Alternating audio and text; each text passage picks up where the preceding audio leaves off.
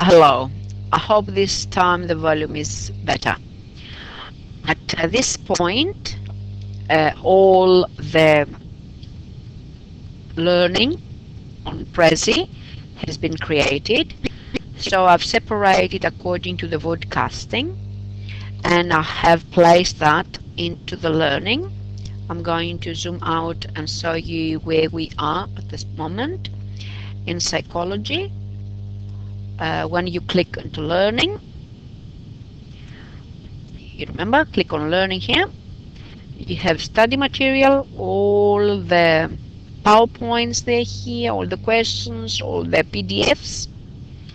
And in that second part is revision, which means we have all the revision notes, revision questions, the questions answered, the revision table, and the pages I gave you for learning, like these 7 pages.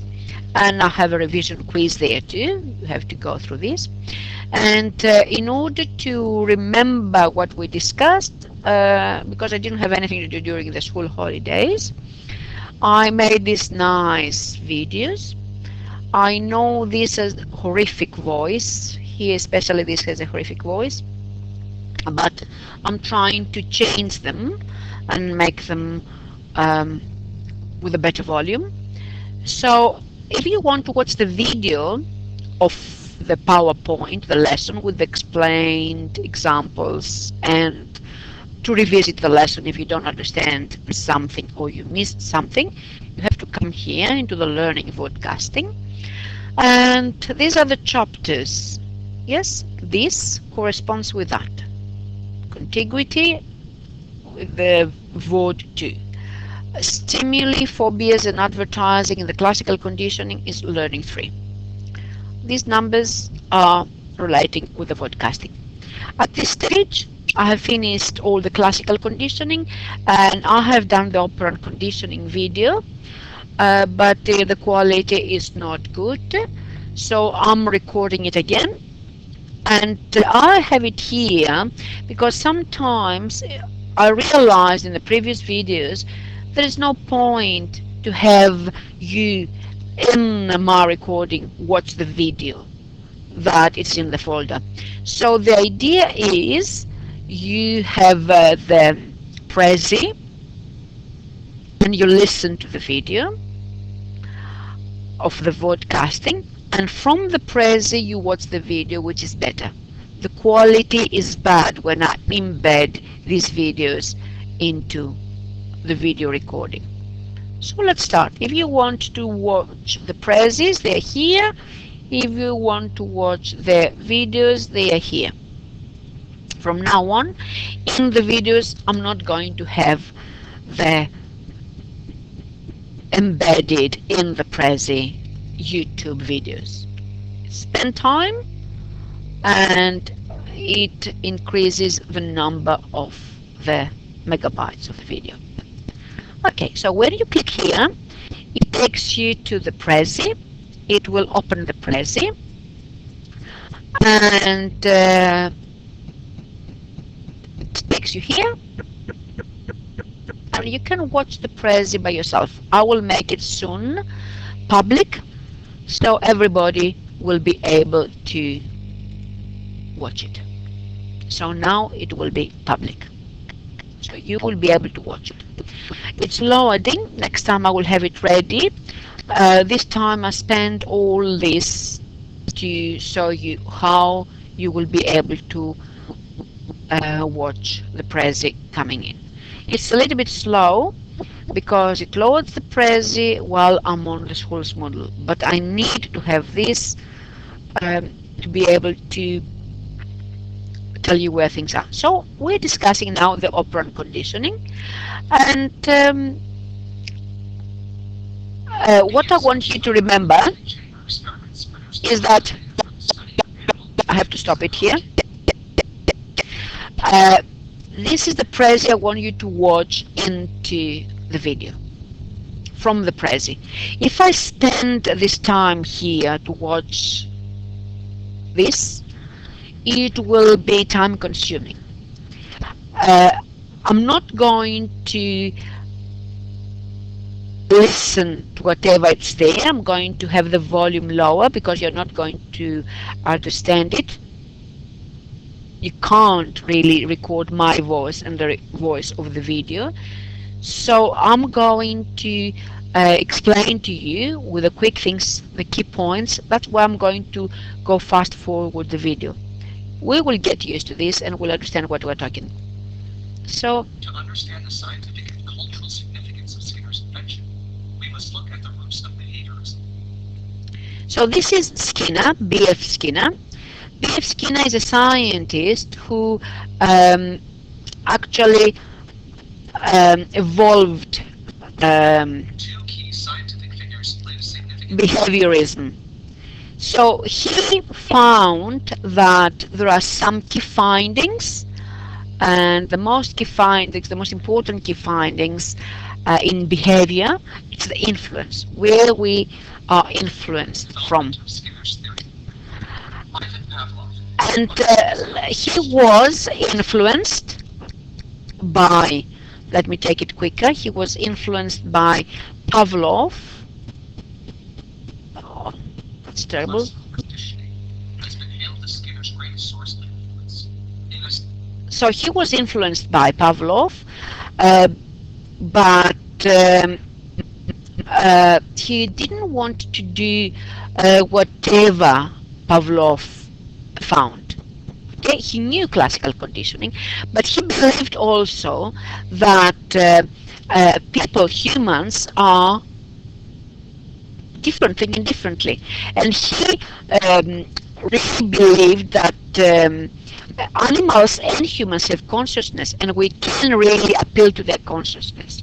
And that's why this experiment, which was appearing to human consciousness and fears, are not applicable to animals, because animals really are working by instinct, whereas humans are working a different way.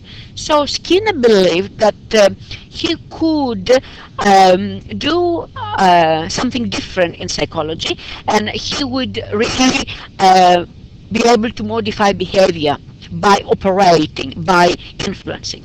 So he was a psychologist at Harvard, and he was very much working with the Navy sometimes. But what he said, you can listen to the video with his own words, is that he wanted to do something in psychology, although he couldn't project himself more than 2 or 3 years into that job. He couldn't find that interesting in the beginning.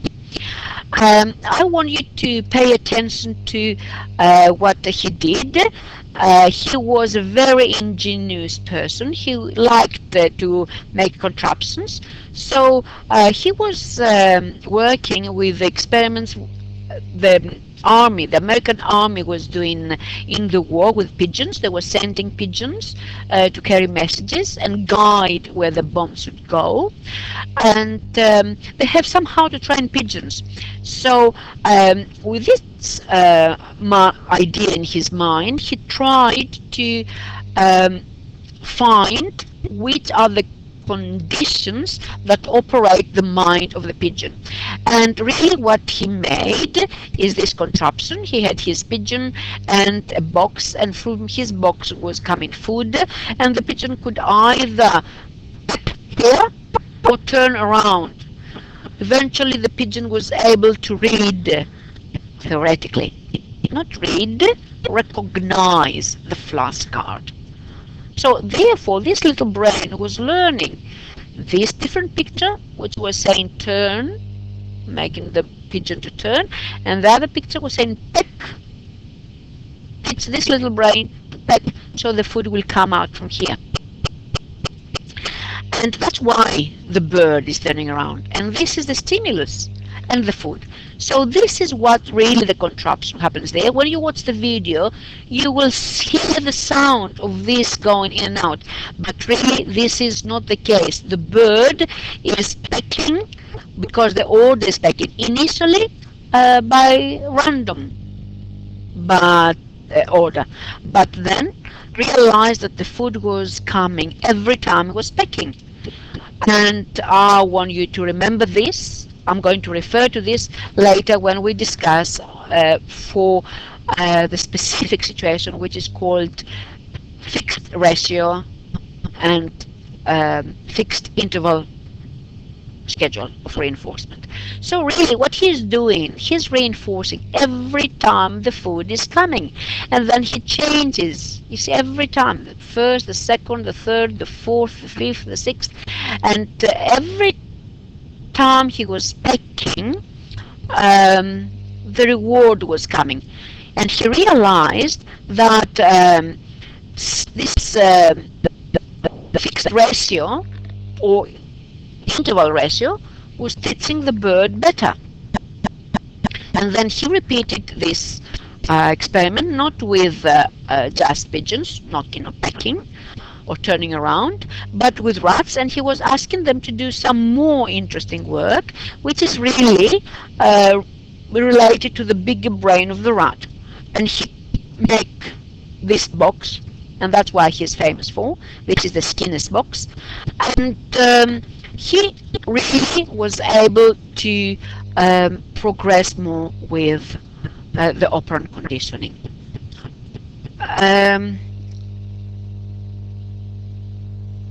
What I want you to understand is this, what he said. That's the book they wrote, Skinner and Foster. He said that the stimulus appears to be connected with a definite response in a relationship of cause and effect. So he found a cause and effect relationship. What's the cause? I'm pecking. What's the effect? I'm getting food. So this is the basic difference of operant conditioning with the classical conditioning. Classical conditioning, and I will repeat it many, many times, classical conditioning means that the stimulus will come before. Here, there is this relationship of cause and effect. I'm knocking, and then I'm getting the reward. And this is called reinforcement and schedule of reinforcement. You will listen to the video. There is no point for me to go further with this. And the others worked on this. Some of them, they're still alive. Who is the most important behaviorist is Albert Bandura. We're going to discuss him and his Bobo doll experiment.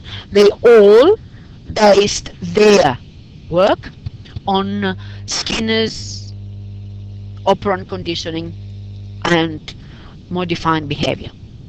And they observe behavior, and they observe the learning that happens through behavior. And this is the end of this video. We're going to discuss it in the class.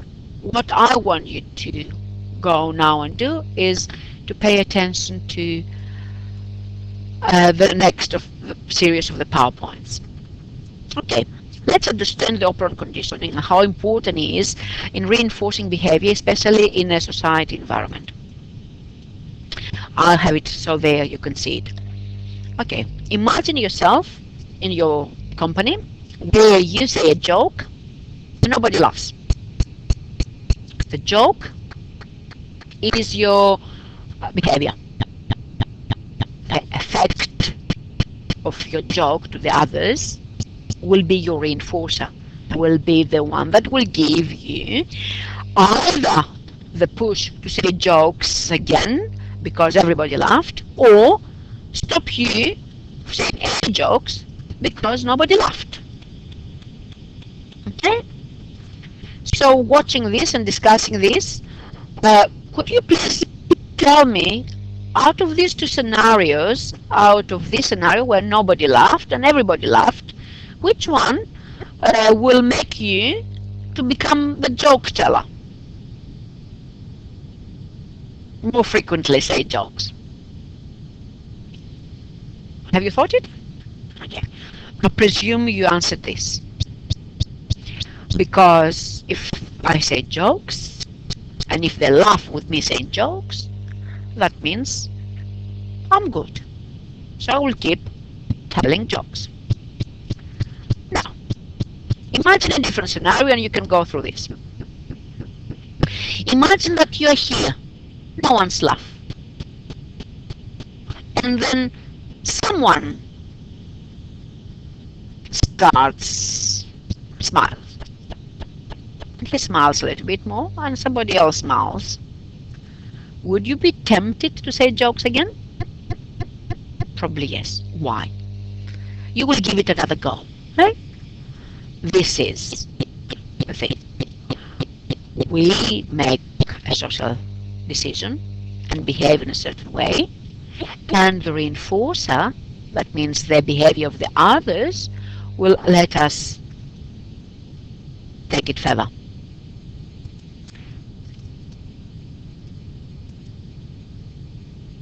I don't know what I'm doing.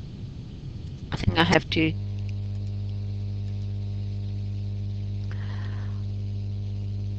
I was there, and then I'm to the next one. I'm sorry about this. And now I'm going to the next one. So these are the same. I mixed myself. I'm sorry about this. So I want you to understand that operant conditioning is so different to classical conditioning because of the consequences, which is the heart of operant conditioning.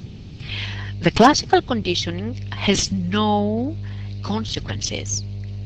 The bell and the food appeared. Okay? There's no punishment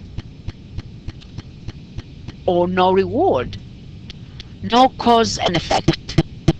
It becomes a habit, where operant conditioning is something different. Operant conditioning becomes a volunteer response. I want to do it. The saliva, I can't control it. Okay?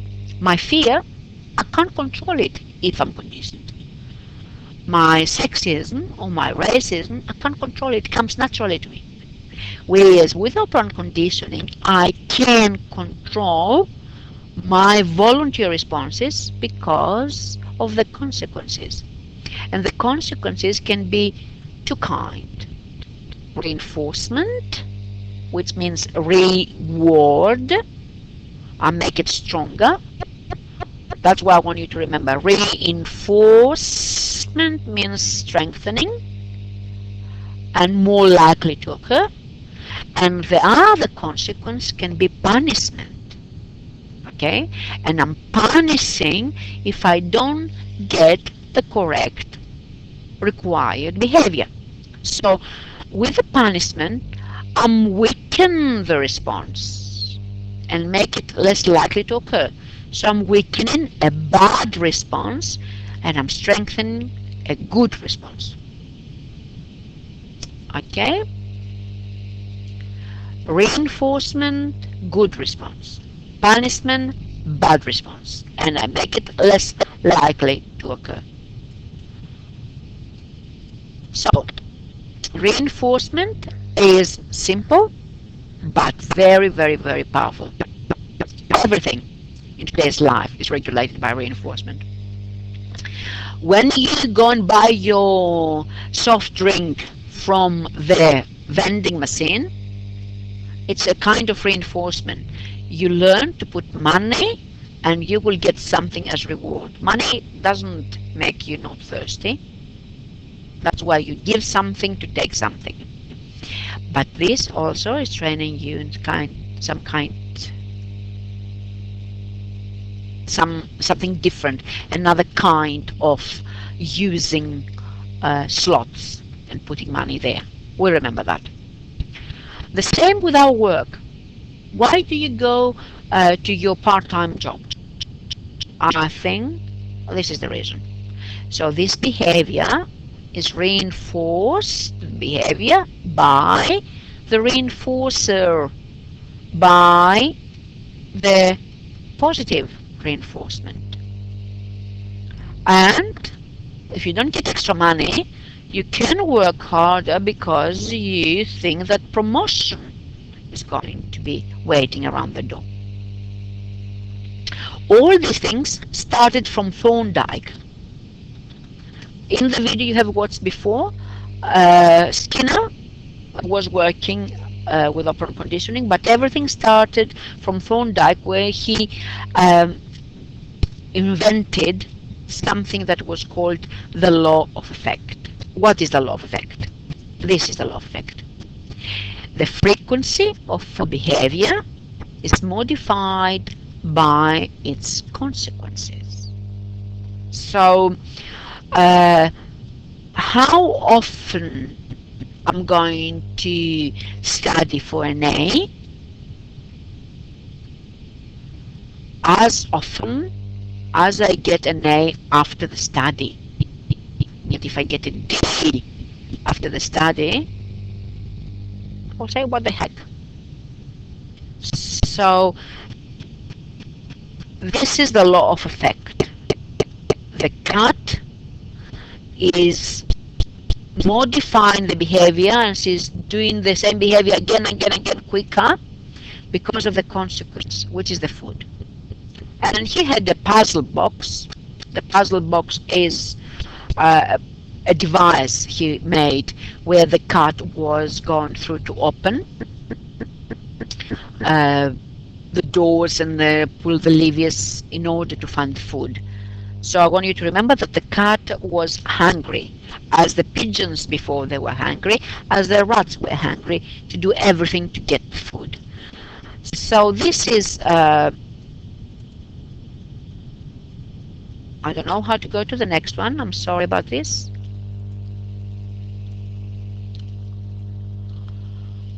Oh, something wrong here. Something's wrong with the Prezi.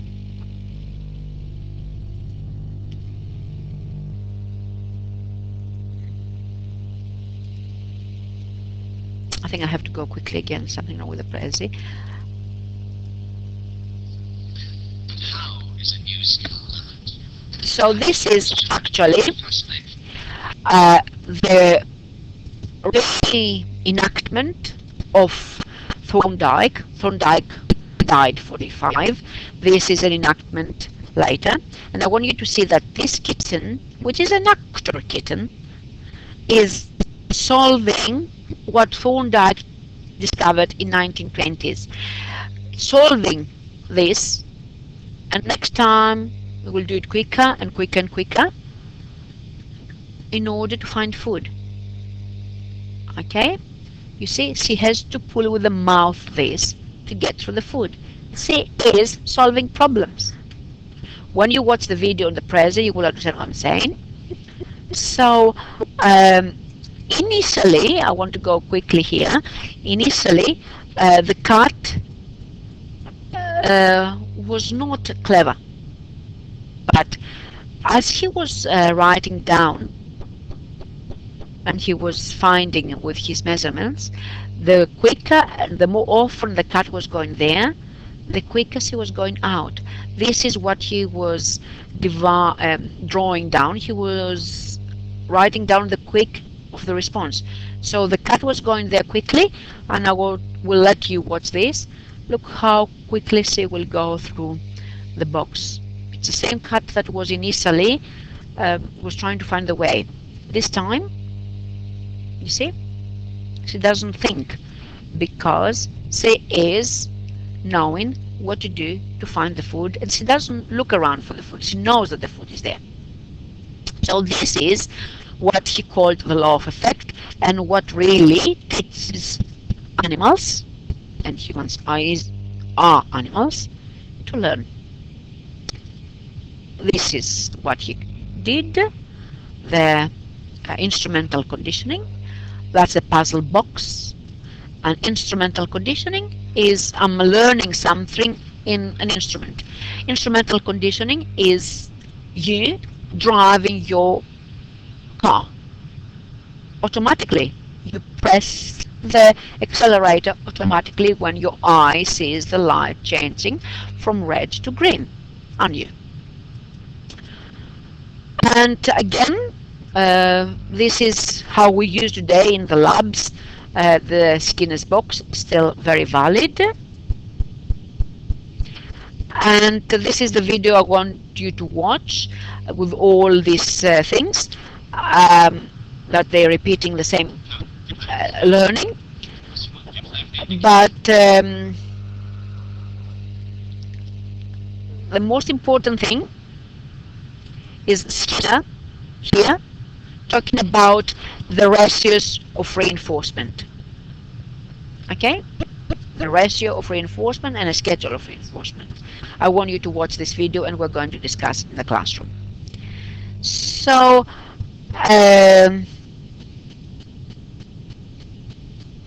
this is the same thing. I'm going to ask you something to do in the class. That's why I have it here.